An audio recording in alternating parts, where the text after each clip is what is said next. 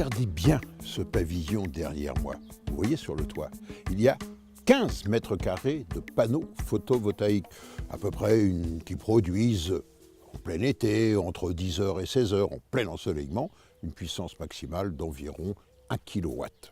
Et jusqu'à présent, cette électricité qui était produite donc par le soleil était en quelque sorte transformée via un onduleur en courant alternatif, 220 volts, et réinjectée dans le réseau de distribution qu'on appelle aujourd'hui Enedis, mais qui anciennement était celui d'EDF. Ça, j'oserais dire, c'était avant. Car aujourd'hui, il y a un nouveau concept. Et oui, on va consommer en priorité ce que l'on produit. Vous savez, c'est ce qui se passe à peu près avec les cultures maraîchères. Au lieu de mettre les cultures maraîchères, ce que l'on produit, dans des réseaux de distribution, eh bien maintenant, on préfère, dans toute la mesure du possible, auto-consommer, c'est-à-dire consommer sur place. D'où ce nouveau concept de consommer directement, localement, l'électricité que l'on a produite. Mais pour cela, il faut une installation. Cette installation, la voici là, derrière moi. Ça, vous reconnaissez, c'est un onduleur. Et puis ça, c'est ce qu'on appelle une boîte. Et oui, ça s'appelle une box. Mais attention, c'est une boîte intelligente, vous allez le voir. C'est une boîte intelligente qui, connaît la maison et son coefficient d'isolation, sa réactivité, par exemple, à l'enseignement, la température extérieure, qui connaît également la consommation des appareils électriques, mais également qui connaît notre mode de vie, c'est-à-dire notre façon de vivre et notre occupation. Alors, pour que l'on soit bien concret, je vais vous prendre un exemple. Allez, c'est le petit matin, le jour se lève, les panneaux photovoltaïques commencent à être caressés par les rayons du soleil, ils commencent à produire quelques centaines de watts. Pourquoi se priver de cette énergie gratuite? Eh bien oui, immédiatement, la boîte.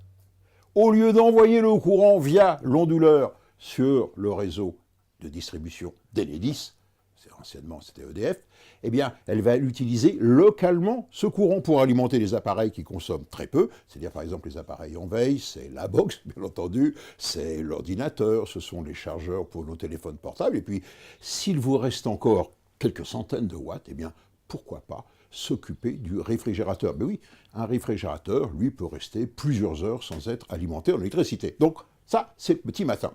Allez, la journée continue, de plus en plus d'ensoleillement, on produit de plus en plus de centaines de watts, c'est-à-dire on est au niveau du kilowatt, et donc on a, pourquoi s'en priver, une énergie électrique de disponible. Vous voyez, on n'appelle toujours pas le réseau extérieur, on consomme localement. Et là, eh bien, la box, elle va alimenter les appareils qui consomment un peu plus, par exemple le lave-linge, le lave-vaisselle, et pourquoi pas, si vous reste encore de la puissance, le chauffage électrique. Et oui, parce qu'on est dans le cas, bien entendu, d'une maison bien isolée et qui fait qu'on n'est pas obligé de chauffer en permanence et que le chauffage peut se couper, se remettre, se couper, se remettre sans que la température oscille au maximum de 2 degrés. Allez, résumons-nous.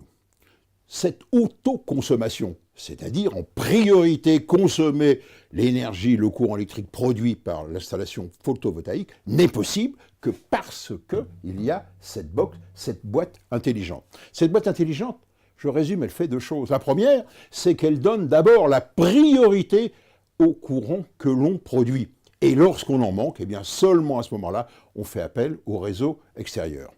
La deuxième chose, cette box intelligente, elle connaît la consommation des appareils, autrement dit, elle va gérer l'utilisation de la consommation de notre énergie électrique. Eh bien ça porte un nom, ça s'appelle un réseau intelligent.